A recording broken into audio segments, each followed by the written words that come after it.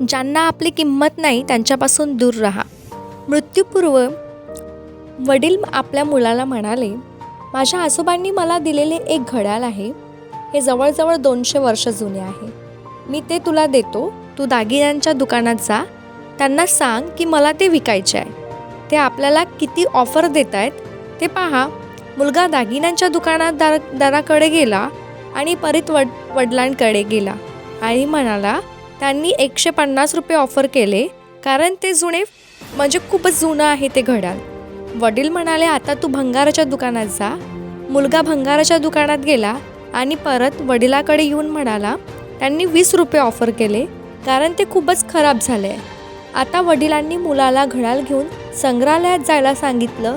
ते संग्रहालयात गेला आणि येताना आनंदाने घरी आला आणि म्हणाला, बाबा, क्युरेटने या दुर्मिळ तुकड्यास त्याच्या मौल्यवान वस्तूच्या संग्रहालयात समाविष्ट करण्यासाठी 5 लाख रुपयाची ऑफर दिली आहे. वडील शांतपणे स्मितहास्य करत म्हणाले, मला तुला हेच सांगायचं होतं की योग्य ठिकाणीच तुमचं योग्य मूल्य आहे. स्वतःला चुकीच्या जागी शोधू नका. तुमचे मूल्य होत नसल्यास रागावू नका. ज्यांना आपले मूल्य माहीत आहे तेच आपली प्रशंसा करतात. आपली किंमत जाणून घ्या. म्हणजे अशा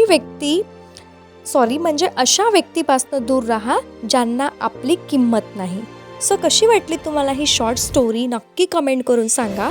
अँड प्लीज व्हिडिओला लाईक करा, कमेंट करा, शेअर करा आणि नवीन असाल तर चॅनलला सबस्क्राईब करायला विसरू नका. धन्यवाद.